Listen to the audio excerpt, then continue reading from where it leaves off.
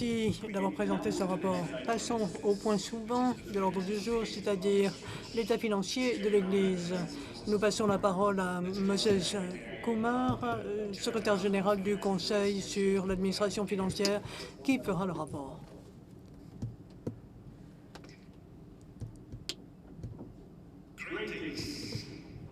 Des choses formidables. Je suis là et j'ai l'honneur d'être devant vous en qualité de secrétaire général et trésorier. Je vous remercie, vous, d'être venu. Je crois que nous sommes présentés, donc je suis indien. Et pour la sécurité du territoire, je suis un citoyen américain s'il y avait des doutes. Fermez les yeux pendant un instant. Fermez vos yeux, les yeux, pendant un instant. Inspirez. Réfléchissez à ce qui vous donne de la joie. Est-ce que c'est vos petits-enfants? Peut-être comme moi, c'est de la crème glacée. Je ne suis pas censé prendre de la crème glacée. D'ailleurs, ma femme est ici, elle m'écoute, et alors ça va me faire des problèmes. Alors, en fait, c'est des pommes qui me donnent de la joie. Il y a un moment pour tout, et chaque objectif qui existe, y compris la joie. Ce qui me donne de la joie à l'heure actuelle, c'est que nous avons plus de 30 000 églises dans le monde entier. Et ça, c'est après la désaffiliation. 30 000 églises dans le monde entier qui sont engagées à donner des disciples à Jésus-Christ. Alors ça, c'est la joie. Cela inclut des églises pilotes qui ont des communautés, qui accueillent des méthodistes unis, dont les églises ont fermé, y compris pour cause de désaffiliation. Et maintenant, Dieu nous a invités à exercer notre ministère complètement différemment et nos dirigeants ont dit oui. De nouvelles communautés de foi sont en train de naître. Il y a un moment pour naître, il y a un moment pour mourir. Le moment est venu de faire des choses différemment. C'est ça, la joie. Comment Dieu nous appelle-t-il à faire les choses différemment? Alors, aux États-Unis, la fréquence des églises est en baisse dans toutes les grandes religions. Et pourtant, en 2020, nos églises ont été amenées à organiser le culte en ligne. Gloire à Dieu! Le Seigneur nous a mis au défi de trouver de nouvelles façons de faire notre travail. Nombre de méthodistes unis ont désormais la possibilité de pratiquer leur culte en ligne et de faire des dons en ligne. Il y a un moment pour planter les semences et il y a un moment pour déraciner les arbres. Il peut y avoir de la joie dans la récolte. Vous verrez également des rapports financiers au cours des trimestres sur notre site web gcfa.org/rapport. Le taux actuel des dons, ou taux de collecte, est de 86% dans les différentes juridictions et 59% dans les conférences centrales. En raison des fermetures d'églises et de la fréquentation, et à partir des taux de dons actuels, le budget proposé pour la prochaine période quadriennale est de 353 millions de dollars, c'est-à-dire une réduction de 250 millions de dollars par rapport à 2016, ce qui représente une réduction globale de 42%. Le budget des conférences juridictionnelles est de 347 millions de dollars, c'est-à-dire une réduction de 43% par rapport à 2016. Le budget des conférences centrales serait de 6 millions de dollars, c'est-à-dire une réduction de 10%. Comment transformer ce défi, ce budget réduit, en une opportunité? J'estime que Dieu nous dit qu'il est temps de procéder différemment. Ce budget global, qui est le fruit de la table connextionnelle et du GCFA, fait l'objet de recommandations de réduction importantes et nous obliger à faire les choses différemment.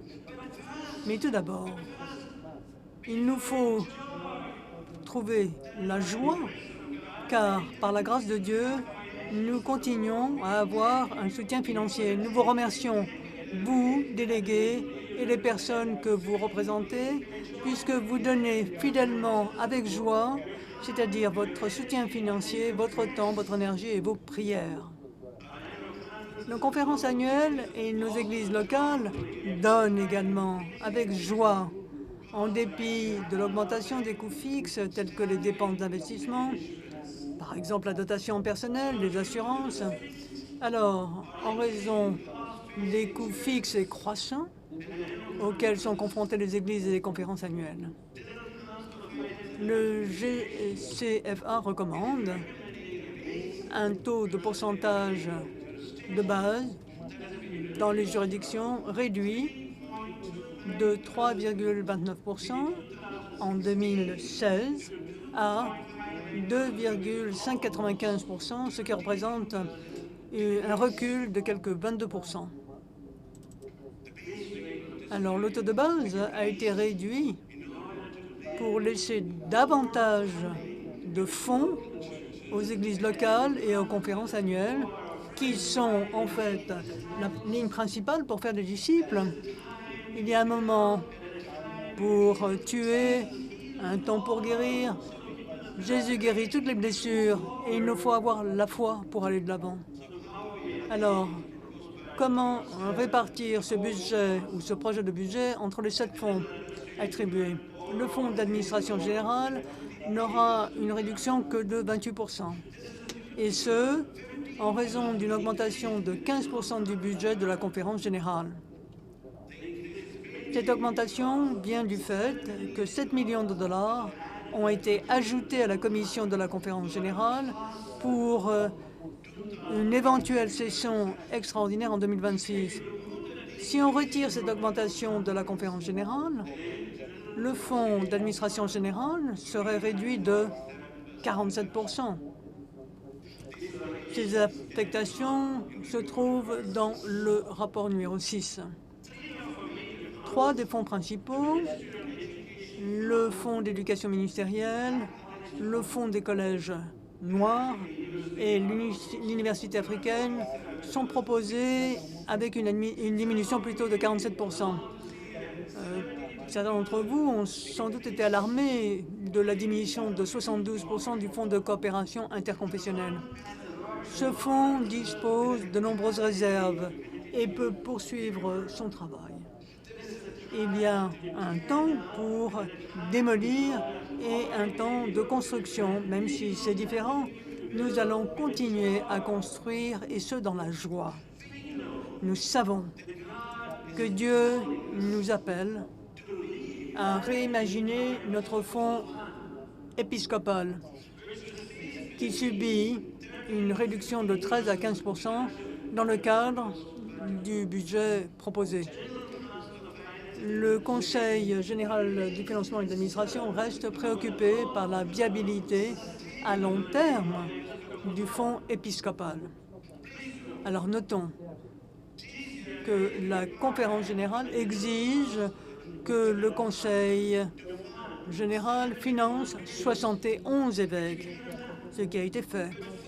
Mais le financement complet de tous les évêques produit un déficit, et ce, à partir de 2026. Le déficit total à la fin de 2028 serait de 14 à 20 millions de dollars si les 71 zones épiscopales sont toutes pourvues. Étant donné le financement que nous avons, nous pourrions financer uniquement 54 évêques dans le monde entier pour la période quadriennale suivante. Mais les réserves seront épuisées considérablement. N'oublions pas que le GCFA ne peut pas déplacer des dollars entre les fonds alloués après l'approbation du budget quadriennal par la conférence générale. Ainsi, en cas de déficit, la seule option pour le GCFA sera de procéder à des coupes sombres à mi-parcours dans les salaires, le logement et les indemnités du bureau dans le budget de l'Episcopal Fund, du fonds épiscopal. Une autre façon d'assurer la viabilité à long terme du fonds épiscopal sera d'augmenter les dons des conférences centrales, parce que le financement des conférences juridictionnelles diminue en raison des fermetures d'églises et la baisse du taux de fréquentation. À l'heure actuelle, je dis bien, les conférences centrales fournissent 14% du financement de l'épiscopat de la conférence centrale. Alors, pour financer 25 évêques dans les conférences centrales, comme approuvé par la conférence générale en 2016, les conférences centrales devront augmenter les dons au fonds épiscopal de 255%. Alors, cette augmentation signifierait que les dons des conférences centrales viendraient financer une part de 41% du coût total de l'épiscopat servant dans les conférences centrales. Pour remplacer le financement fourni à l'heure actuelle par les juridictions, qui n'est plus disponible pour les motifs que je citais, les conférences centrales devront avoir une augmentation de 91% des dons pour soutenir ce que nous avons à l'heure actuelle, c'est-à-dire 20 évêques. Je souligne que le GCFA n'a pas le pouvoir de contrôler le nombre d'évêques élus.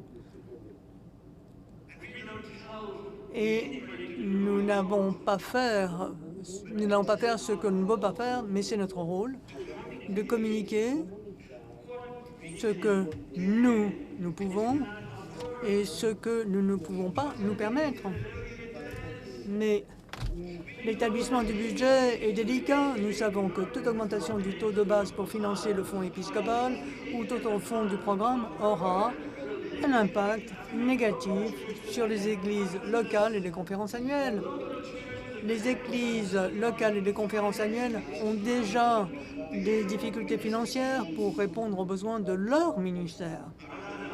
Alors l'autre option serait de diminuer d'autres fonds, le MEF, l'Université africaine ou le Fonds des collèges noirs. Ou alors il va falloir réaffecter les fonds du Service mondial des agences qui fait déjà face à des réductions budgétaires à hauteur de 53%, ce qui affecte leur ministère et leur mission. Mesdames et messieurs les délégués, ces décisions sont difficiles à prendre. Mais nous voulons prier pour chacun d'entre vous. Il y a un moment pour pleurer et un moment pour se réjouir. Dans l'ensemble, le Fonds d'entraide mondiale a subi une réduction de 49%. Vous verrez toutes les affectations dans le rapport numéro 1. Alors, comment continuer à faire davantage avec moins? Nos agents généraux répondent à cette question depuis de nombreuses années. Déjà, les agences travaillent ensemble dans des espaces partagés pour réduire les coûts. Depuis 2017, les agences ont connu une réduction de 39% de leur personnel. Alors, il y a un temps pour jeter la pierre et un temps pour se réunir. En regardant les affectations au Fonds d'entraide mondial, l'initiative pour le jeune clergé est terminée, n'est plus budgétisée. Dans l'allocation, la table connextionnelle a donné la priorité à plusieurs agences dans ce budget. La table connextionnelle, le comité sur le statut et le rôle des femmes, la religion et la race, et les plans nationaux ethniques sont priorisés dans ce budget. Chacun de ces groupes que je viens de citer se voit recommander une réduction de 1% au minimum. Les hommes méthodistes unis auront une diminution de 41%. Et les ressources d'interprétation de la communication méthodiste uniste subiront une diminution de 47%. Le fonds de formation théologique de la conférence centrale sera réduit de 50%. Les agences les plus importantes qui reçoivent le fonds du service mondial sont Églises et sociétés, ministères mondiaux, communication méthodiste unie, ministère des disciples et éducation supérieure. Il est recommandé que chacune de ces agences subisse une réduction de 53%.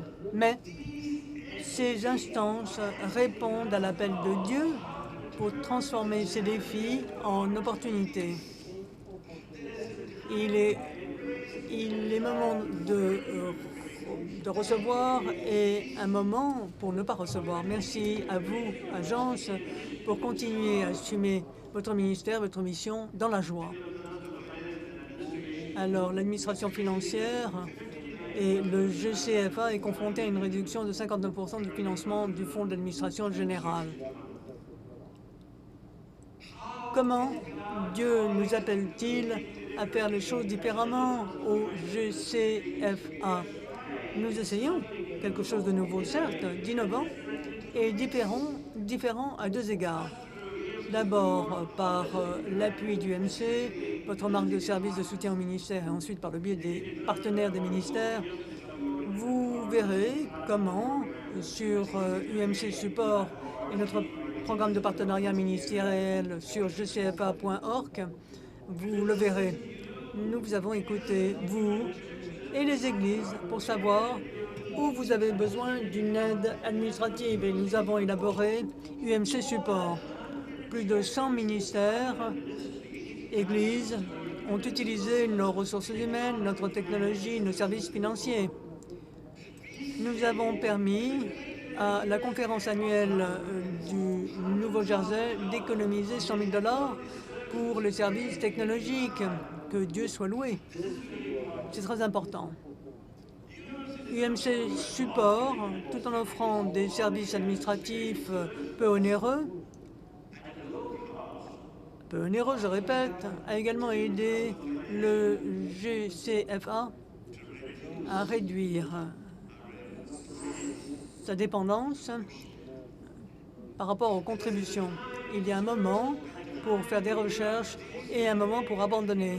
Le GCFA continue à chercher de nouvelles façons de faire les choses avec joie et un cœur de service. Deuxièmement, les partenaires ministériels. Le GCFA a établi des relations avec des entreprises en dehors de la connexion. Nous sommes reconnaissants à ces partenaires qui ont été maîtrisés par Églises et sociétés, conformément à nos principes sociaux, de fournir des services précieux au ministère, par exemple des réductions spéciales dans le monde entier, et d'autres sources de revenus pour financer les églises locales. Et en outre de rabais offerts aux églises méthodistes unies, le partenaire ministériel Home Depot a donné plus de 50 000 $ à UMCOR au cours de cette période quadriennale. C'est une vraie joie. Il y a un moment pour détruire et un autre pour réparer. Et nous réparons avec joie. Bref, les agences, y compris le GCFA, font davantage avec moins. Moins de budget, moins de personnel. Mon collègue et ami, le secrétaire général Roland Fernandez, a partagé cette réalité en début d'année en faisant preuve d'une perspicacité incroyable. Nous passons d'agences qui dictent aux églises et aux conférences annuelles et maintenant des agences qui écoutent, qui invitent et qui collaborent avec les églises locales. Il y a donc des remerciements au secrétaire général Roland pour ce message important qu'il ne faut pas oublier. Il y a un moment pour se taire et il y a un moment pour s'exprimer. Chers délégués, je prie pour vous. Dieu nous dit qu'il y a un moment pour tout. Il y a un moment pour aimer, un moment pour haïr, un temps de guerre, un temps de paix. Que nous soyons dans la paix, le cœur joyeux et dans l'obéissance, en sachant que le Seigneur nous offre des opportunités qui se présentent en défi. Le moment est venu de faire confiance à Dieu. Encore une fois, faire confiance à Dieu. Amen. Merci.